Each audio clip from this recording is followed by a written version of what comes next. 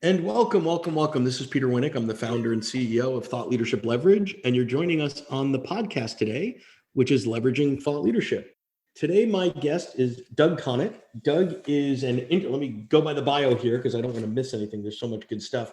So Doug is an internationally renowned business leader, New York Times and Wall Street Journal best-selling author, keynote speaker, social media influencer with over 40 years of leadership experience at world-class companies.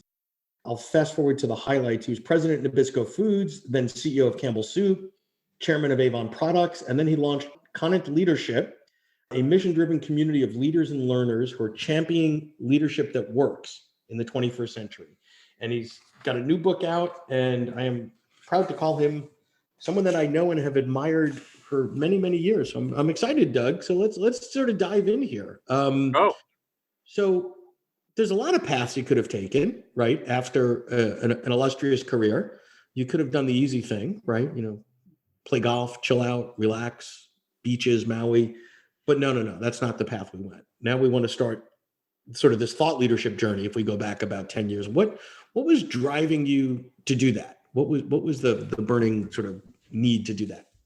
Well, Peter, first, thanks for having me on. And, this passion for thought leadership has been with me my whole life. So This is a natural step. I was providing thought leadership. I created a CEO Institute when I was CEO at Campbell for our high potentials. And I literally taught the class for 2 years to each group. Over 6 years, I taught our 75 hypos all about leadership, my philosophy about leadership that works in the 21st century. So it was a natural segue when I left the corporate world to step into the thought leadership world around the concept of leadership, because quite frankly, we're not doing well enough. We have to do better. And I have a strong point of view that we can do better. That when you start thinking about leadership, you start thinking about being on sacred ground. My language. It's sacred ground. You are affecting people's lives and their livelihoods. They wake up and they're thinking about going to work for you. And then they're having breakfast, and while they're feeding their kids, they're thinking about, what do I have to do today for the enterprise? Then they go work all day, which may be in the bedroom next door, but they, if they're working remotely, but they're thinking all day about work. They take a break, they see their kid, they walk the dog, they go back to work. Then they have dinner, they take a break, see their kids, put them to bed, and then they go back to work again. You have the most profound impact as a leader on the lives of these people, more so than anyone else. And I just feel that leaders have to take that responsibility seriously, and they just have to do better. And I have a approachable thought for how they can do that. So I've been practicing and preaching this for years. So I want to go backward to something that you said that I think is interesting. Some people transition into thought leadership. Now I'm at a stage in my life, right? Maybe I'm an academic, maybe I'm a consultant, maybe I'm a CEO, and or starting out, whatever. I'm going to be a thought leader.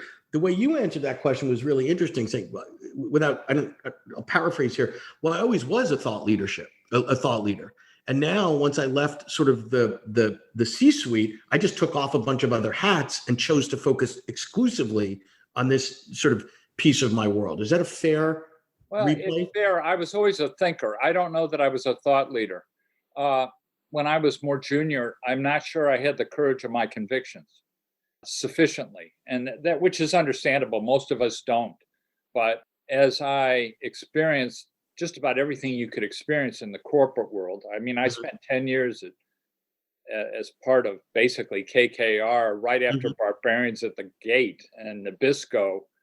I mean, you were in. Right. You were there at the LBO, that whole. Right afterwards, I was brought in to start to help a team of people get it back on its feet, but it was tough sledding and ugly stuff. And so I was always thoughtful, but I didn't have the courage of my convictions to do all I could have done.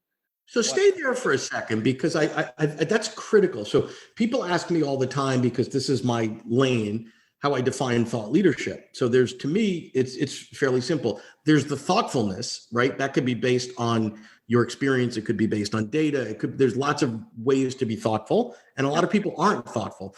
The other piece is the leadership, and I call it sort of, I don't use courage of convictions, but it's a similar piece. Having the courage to lead the domain or the area that you're practicing in into new areas, into different areas, to ask them to think a little bit differently, not just to regurgitate, here's the 5 best practices of leadership. And by the way, not everyone needs to agree with you. And that's where the courage comes in, right? I can look at that and say, no, I call, BS on that, Doug. I don't believe what you believe. Great. Let's have a conversation about that. Right. Well, that you're absolutely right. I agree with the thoughtfulness and the leadership piece. To me, leadership is all about, it's the art and the science of leading people in a specific direction. You're trying to influencing them in a specific direction. And if you're really an action-oriented thought leader, you're moving forward. I've worked with a lot of thought leaders that just want to think and lead people deeper into an issue, but aren't necessarily moving it forward. But that's the theoretical versus the applied, right? As a CEO, you don't have the luxury of staying in the theoretical world all too long. No, you don't. I mean, if you're a CEO, you've got 3 years at the outside. The first year, it's the other guy's fault. The second year, we're learning. And the third year, it's your fault. So, as a CEO, at most, you got 3 years.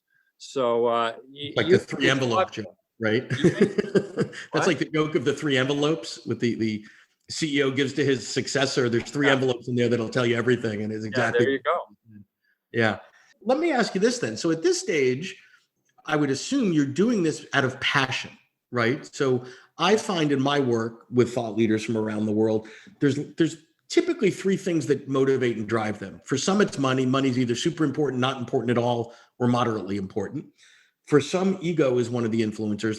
And I don't mean ego in a narcissistic bad way, but it is gratifying when people sort of embrace your work and take action on it, and it changes the way they think. And then there's this sort of evangelical piece. Like, part of the reason I'm on the planet is to unleash the power of these ideas because it alleviates suffering, it helps people see the world a different way, et cetera. How would you sort of react to that?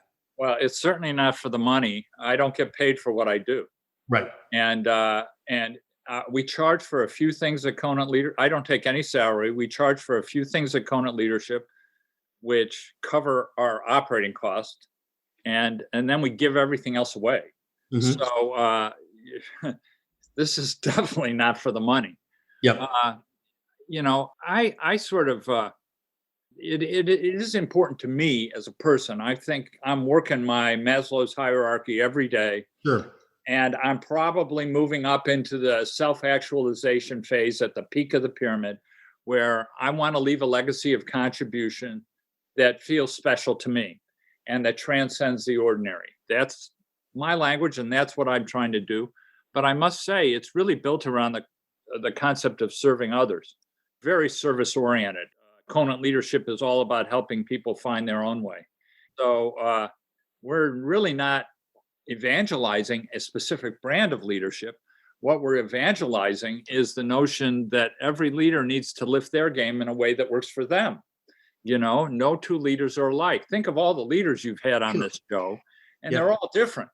And none of them tried to fit into a cookie cutter. I guarantee. I mean, maybe they tried, but ultimately they fell in. What is Bill George said? To change the world, you have to change yourself. I would say you have to become a best version of yourself. But most of them, all those leaders that you've talked to, I'm sure, have their own unique approach that works for them. And they're influenced by, and you mentioned this earlier, by being a lifelong learner, it's never done. It's never, okay, I did that leadership thing, check the box, right? I know all there is to know, and now I can just move forward. It's always changing. It's always dynamic. It's always being influenced in a positive way by somebody else's thoughts. And that's interesting. Let me, how does that change my life? In fact, we have a 6-step process that we help leaders go through in a couple of days. But the 6th step, the last step is an improvement step. And the question you ask yourself every day is, how can I do better? Yep. This is all about continuous improvement. And we tell people, forget perfection. Forget perfection. You just want to do a little better tomorrow than you did today. And you can do that. And this is an approachable, practical way to take on the challenge of becoming the best version of yourself. Got it. So what I have brought to this leadership discussion in today's world is a process and a degree of pragmatism from someone who's been there for 40 years, slogging away, entry level, all the way up to the chairman. Yep. And So stay with the pragmatism. no time to go get an executive MBA at Harvard for every aspiring leader. Right. You actually have to be able to fit it into your cockamamie life. And then you have to do a little better tomorrow than you did today. If you're enjoying this episode of Leveraging Thought Leadership, please make sure to subscribe. If you'd like to help spread the word about our podcast, please leave us a review and share it with your friends. We're available on Apple Podcast and on all major listening apps, as well as at thoughtleadershipleverage.com/podcasts. You got to actually accomplish things along the way. So stay with the pragmatic element for a minute, because, and again, through the lens of thought leadership over the last 10 years, when and I'm using that mark since you gave up the CEO gig, right? Because I'm assuming that took up some, if not most, if not almost all of your time, right? Even to be a thought leader today, it's so easy to be pulled in 1,000 directions or distracted or not focused or whatever. But that pragmatism of, here's how I'm going to allocate my time to research. Here's how I'm going to allocate my time to serving clients. Here's how I allocate my time to speaking. How do you sort of deal with that, given that you're, and I love the way you frame sort of the Maslow piece, it's sort of at the luxury of that highest level of the pyramid. So how do you pragmatically balance the time issue? Stephen Covey had a lot of great lines, but the one that I remember, the two that I remember that pertain to this discussion is the first one is, things that matter most must never be at the mercy of things that matter least. And it's up to you as a leader to figure out what matters most. The other line that connects to that is, it's easy to say no to things if there's a greater yes burning within. In both those cases, it's focusing on what's the greater yes within you that's burning within that you want to say yes to. And I think it takes reflection and study in moderate doses to get to a place where you know yourself well enough so that you know what matters most. And then all of a sudden it gets very easy to say no to all these other things because there's a great. So let me push on that in a good way. So I agree with everything that you said, and reflection and study at a minimum in moderate ways. Sometimes if you have the luxury to be more than moderate, great. Well, the more the better, but you've also got to walk in the world with other people. Exactly. But my point is, if you look at your typical hypo or middle manager or emerging leader or whatever, taking that time to reflect and study, when you look at your calendar and there's not 32 calls booked and 7 flights here if we weren't living in COVID, people typically don't put on their calendar, Tuesday afternoon from 2 to 5, leave me alone, I'm reflecting. Like, how do you find the time to do that? And it sounds trivial, but I think it's something that's real. It's huge. Yeah, it's real, and people delude themselves out of it. I'll get to it, Well, if all the work on habits, if you read James Clear work or several others, and they talk about tiny habits can have enormous differences. So I wrote the book on this. That's what the blueprint's all about. It's how do you fit this leadership development component into the middle of your cockamamie life when you have no time to do anything. Right. But you hunger to do better.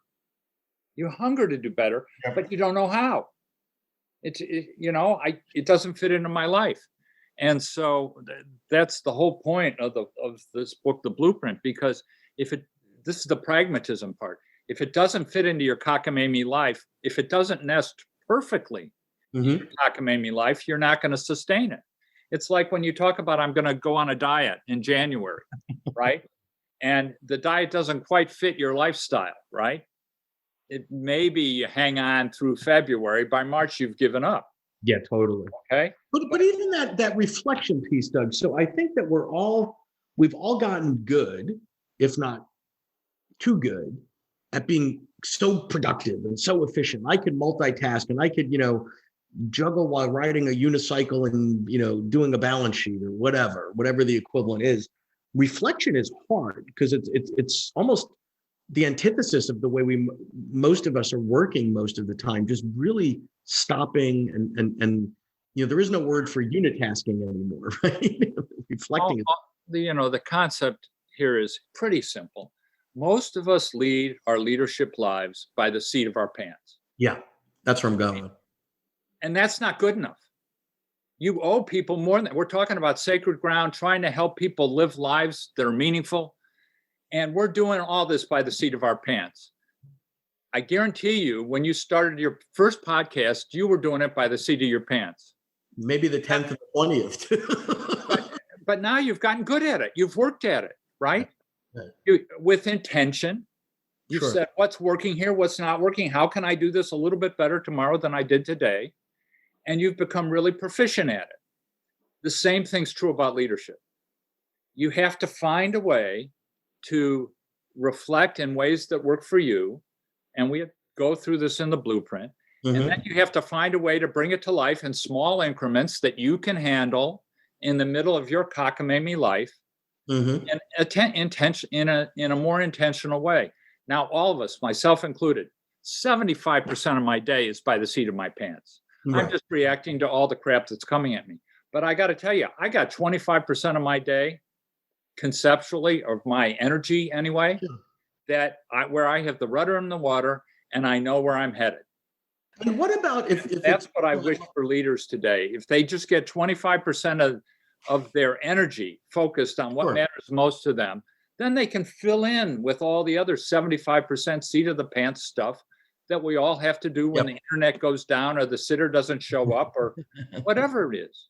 Well, and I think part of what I heard between the words there is if you're not going to do it for yourself because that feels selfish, as a leader, it's this sacred ground of obligation you have to others. So you're doing that reflection, not for you, but for the others that you lead, might help people take that time. Yes and no, because what you're doing is you're creating a framework for thinking about leading others that's fulfilling to you.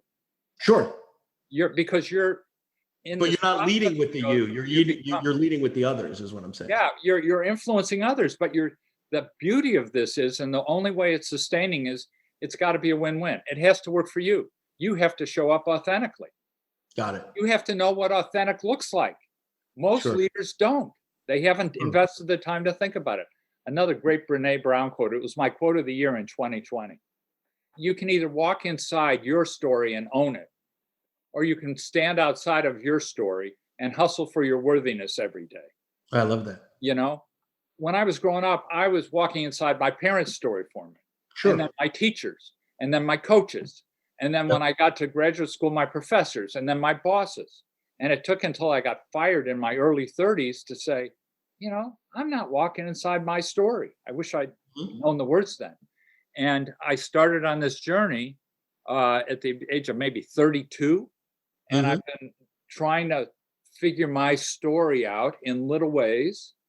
And I'm now almost 70. So we're talking 38 years of working it through in little ways that have allowed me to feel a little bit better about what I'm doing today than I did yesterday, most days. Fantastic. But it's the only way. I just don't believe it works any other way. I don't believe all of a sudden you have an epiphany. Yeah. And, here I go. Exactly. You get on a path that works for you, that helps take you to a place where you can be effective as a leader and fulfilled. It's got to work both ways. Otherwise, it's just not. There's no evidence to me that it's sustainable. No, that's fantastic. So as we close out, Doug, one final sort of thought. Someone out there, I think, is sitting in a similar situation to where you might have been 10 or 15 years ago, right? They're in thinking about a transition, leaving X, selling a business, blah, blah, blah. And this thought leadership stuff, whether they're using that word or not, is part of their fabric or part of what drives them. What would you recommend they think about or ponder if they want to focus a good chunk of that next phase of their life to it? Well, the first thing I would say is buy the blueprint. But the second thing, I actually mean that. But when I lost my job, my outplacement counselor, who was a crusty old New Englander, got left for dead in the Argonne Forest in World War II. And walked with a limp for the rest of his life. He was a tough son of a gun. The first thing he had me do when I went through outplacement was, Doug, I want you to handwrite your entire life story. Everything. And I said, what does that have to do with anything? And he said, it has everything to do with it, and you'll see why. So I spent 2 weeks. Fortunately, I was out of a job, so I had lots of time. And I handwrote my life story. It was about 50 pages, both sides, handwritten. And he wanted it handwritten. Some people are going to say that's crazy. I'm not going to do that. Write your life story and then draw conclusions from it. I guarantee you will get anchored in what matters most to you just through that exercise. I love it. One other thing to do. After you do that, then think about the people who have had the most profound influence on you, whoever they are. And then I'll tell you, bottom line, you're going to find that they had very high standards for you and that they cared about you. And then what I would say is be a little bit more like those people with the people with whom you live and work, and you'll be fine. So write your life story. Be more like the people who had a profound influence on you. You know what great leadership looks like. You experienced it with those people. Sure. And be more like them with the people with whom you live and work. And you're going to be fine. If you want to be really good, buy the blueprint. Got it. Well, thank you so much. I appreciate your time. I appreciate your work. I've been an admirer of your work for many years and will continue to do so. Thank you for spending some time with us today. To learn more about Thought Leadership Leverage, please visit our website at thoughtleadershipleverage.com. To reach me directly, feel free to email me at peter@thoughtleadershipleverage.com. And please subscribe to Leveraging Thought Leadership on iTunes or your favorite podcast app to get your weekly episode automatically.